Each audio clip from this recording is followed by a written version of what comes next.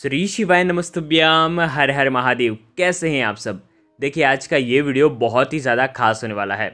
हम सभी को पता है कि सावन का बहुत ही प्यारा सा महीना चल रहा है और सावन में इस बार 19 साल बाद अधिक मास लगा हुआ था और अधिक मास अब खत्म हो चुका है और वापस से सावन का पवित्र महीना शुरू हो गया है। देखो, यदि आपके जीवन में बहुत ज़्यादा परेशानियां हैं, आपके घर में बहुत ज़्यादा कष्ट है और आपके घर में धन की आवक नहीं हो पा रही है, तो आपको ये सुंदर सा उपाय आपको करना चाहिए।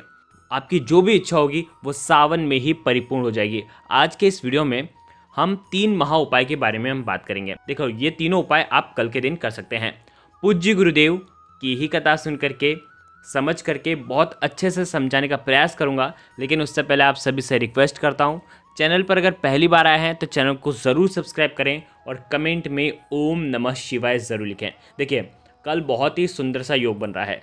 कल से सावन वापस से स्टार्ट हो रहा है और कल सावन की प्रतिपदा तिथि है उदया काल की। लेकिन शाम को देखो, स्क्रीन पर आपको दिख रहा होगा, शाम के समय यानी कि सूर्यास्त के पहले पहले शाम को 5:35 से द्वितीय तिथि जो है वो प्रारंभ हो जाएगी। तो कल शुक्ल पक्ष की द्वितीय तिथि है, तो चंद्र दर्शन का भी बहुत ही शुभ योग और संयोग बन रहा है। इसीलिए आपको ये उपाय करना है। देखो, सबसे पहला जो उपाय होगा 5-5-5 वाला उपाय होगा, जो आपके जीवन से कष्टों को खत्म कर देगा। दूसरा जो उपाय होगा वो आपको शहद से और 5 बेलपत्र से करना होगा। बहुत ही प्यारा सा उपाय है, आपके जीवन के दुर्भाग्य को दूर करने वाला होगा। और तीसरा जो उपाय होगा वो आपको चावलों के दाने से करना है, जो कि आपको द्वितीय तिथि जैसे ही प्रारंभ हो जाएगी उसके बाद करना है। ये आखिरी वाला जो उपाय है ना, ये बहुत ही सुखकारी उपाय है, आपके जीवन में सुख समृद्धि भर देगा। तो 3 प्यारे से उपाय के बारे में हम बात करेंगे। बहुत ही प्यारे से उपाय होने वाला है। देखो, सबसे पहला उपाय बहुत ध्यान से समझना। स्क्रीन पर आपको क्या दिख रहे हैं? 5 बेलपत्र। ठीक है, आपको इसी प्रकार से 5 बेलपत्र लेने हैं। ठीक है, साथ में लेना है एक तांबे के पात्र के अंदर 1 लोटा जल। ठीक है, ये 2 सामग्री लेना है। कल के दिन ये उपाय करना है। क्या करेंगे, आपको ये जो जल है आपके घर से भर करके लेकर के जाना है। ठीक है, और ये दोनों चीज़ आपको ले जाने हैं महादेव के मंदिर में। ठीक है, अब आपको क्या करना है, जो शिवलिंग है, शिवलिंग के आप जहाँ कहीं भी खड़े हों, लेकिन आपका जो मुख होगा वो उत्तर दिशा की तरफ होना चाहिए। आ गई आपको बात समझ में। देखो, हम सभी को पता है कि महादेव का जो पूरा परिवार होता है वो शिवलिंग पर ही विराजमान होता है, पता है ना आप सभी को। अब क्या होगा कि ये जो 5 बेलपत्र है ये आपको अर्पित करनी है, लेकिन कैसे अर्पित करनी है, कैसा तरीका है। देखो, 5 बेलपत्र आप लेकर के आए हैं और 1 लोटा जल लेकर के आए हैं। सबसे पहला जो बेलपत्र है वो आपको गणेश जी वाले स्थान पर आपको अर्पित करना है। पता है ना आपको, भगवान शिव के सीधे तरफ गणेश जी का स्थान होता है, वहाँ पर आपको अर्पित कर देना है। डंडी का हिस्सा जलाधारी की तरफ होना चाहिए और पत्ती का हिस्सा भगवान शिव की तरफ होना चाहिए। पहला बेलपत्र वहाँ पर अर्पित कर दिया, और जो चिकना वाला जो पत्ती का हिस्सा होता है ना, वो शिवलिंग पर ही स्पर्श होना चाहिए, मतलब भगवान गणेश के ऊपर स्पर्श होना चाहिए। ठीक है, अब आपको क्या करना है, जो 1 लोटा जल लेकर के आए हैं वो जल जो है वो गणेश जी वाले स्थान पर आपको थोड़ा सा पत्ती के ऊपर अर्पित कर देना है। दूसरा जो बेलपत्र है वो आपको अर्पित करना है कार्तिकेय जी वाले स्थान पर, जो कि भगवान शिव के लेफ्ट साइड में है। वहाँ पर कार्तिकेय जी वाले स्थान पर अर्पित करना है और डंडी का हिस्सा जलाधारी की तरफ होना चाहिए। ठीक है, 2 बेलपत्र अर्पित कर दिए। अब कार्तिकेय जी वाले स्थान पर जो बेलपत्र अर्पित करा है उसी के ऊपर भी थोड़ा सा जल आपको अर्पित करना है। ठीक है, अब तीसरे बेलपत्र में बहुत सारे लोग गलतियाँ करते हैं। अब जो तीसरा बेलपत्र है, कई लोग क्या बोलते हैं कि अशोक सुंदरी वाले स्थान पर अर्पित कर दो, तो कई लोग क्या करते हैं, अशोक सुंदरी वाले स्थान पर अर्पित कर देते हैं। लेकिन नहीं, ऐसा आपको नहीं करना है। करना अशोक सुंदरी वाले स्थान पर रहे, लेकिन जलाधारी के जो कोना जो रहता है ना, देखो वीडियो के अंदर बताने का प्रयास कर रहा हूँ, ये जो कोना है यहाँ पर आपको बेलपत्र अर्पित करना है और डंडी जो होगी बेलपत्र की वो लटकती हुई होनी चाहिए। ठीक है, स्क्रीन पर आपको बिल्कुल साफ साफ दिख रहा होगा। इस प्रकार से ये बेलपत्र अर्पित करना है, चिकना वाला साइड नीचे होना चाहिए और ये आपको अर्पित कर देना है। अब देखो, ये बिल्कुल कोने में आपने बेलपत्र रख दिया। अब इस बेलपत्र के ऊपर भी थोड़ा सा जल आपको अर्पित कर देना है। आ गई आपको बात समझ में।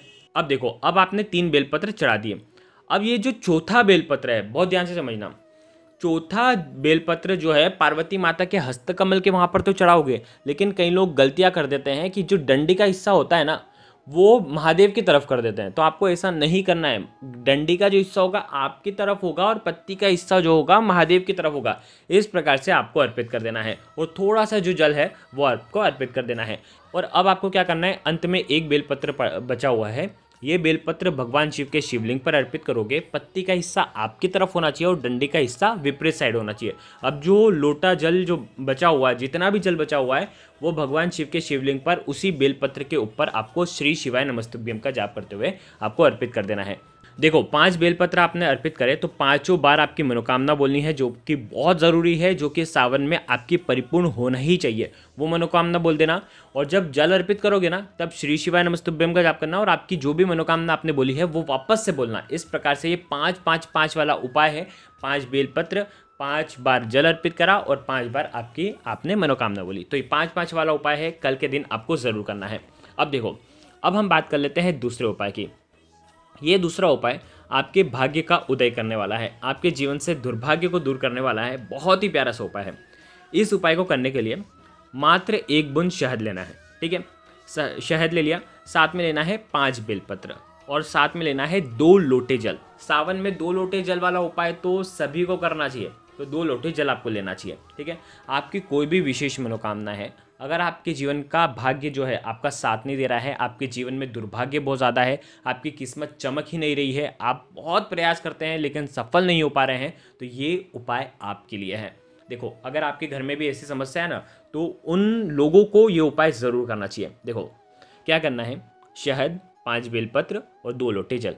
ये उपाय आप सुबह से लेकर के शाम तक 5:35 तक आप कर लेना। उसके बाद द्वितीय तिथि लग जाएगी, इसीलिए प्रतिपदा तिथि पर ये उपाय कर लेना। आप ये तीनों सामग्री लेकर के भगवान शिव के मंदिर में चल जाना।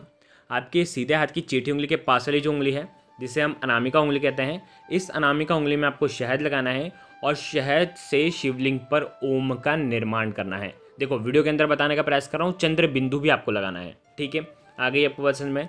अब आपको क्या करना है, 5 बेलपत्र जो लेकर के आए हैं, 5 बेलपत्र उल्टे आपको ओम के ऊपर आपकी मनोकामना बोलते हुए श्री शिवाय नमस्तुभ्यम का जाप करते हुए आपको एक एक करते हुए आपको 5 बेलपत्र अर्पित कर देना है। डंडी का जो हिस्सा होगा जलाधारी की तरफ होना चाहिए। आ गई आपको बात समझ में। अब आपके दोनों हाथों में 2 लोटे जल आपको लेना है। देखो तांबे के पात्र में भी जल ले सकते हैं, स्टील के पात्र में भी ले सकते हैं, जो आपके पास अवेलेबल हो उसी से आपको उपाय करना है। दोनों हाथ में, दोनों पात्र में आपको जल लेना है और आपको दोनों को एक साथ, वो 5 बेलपत्र आपने रखे थे ना, और 5 बेलपत्र एक साथ मत अर्पित करना है, एक एक करते हुए अर्पित करना। 5 बेलपत्र के ऊपर आपको बिल्कुल पतली धारा से श्री शिवाय नमस्तुभ्यम का जाप करते हुए बृहस्पतिश्वर महादेव का स्मरण करते हुए ये जल आपको अर्पित कर देना है। ये उपाय जो भी व्यक्ति सावन के गुरुवार पर करता है तो उसकी भाग्य की जो रेखा है वो चमक जाती है। तो ये उपाय भी कल के दिन आप कर सकते हैं। बहुत ही प्यारा सा उपाय था। देखो अब हम बात करते हैं तीसरे उपाय की। ये उपाय है 108 चावल के दानों का। देखो यदि आपके घर में सुख शांति नहीं है, यदि आपके घर में बहुत ज़्यादा लड़ाई होती है, बहुत ज़्यादा क्लेश मचा हुआ रहता है, आपके घर में शीतलता नहीं है, सुख नहीं है, समृद्धि नहीं है, तो आपको ये उपाय करना चाहिए। अगर आपके जीवन में धन की समस्या भी है ना, तो आपको ये उपाय करना चाहिए।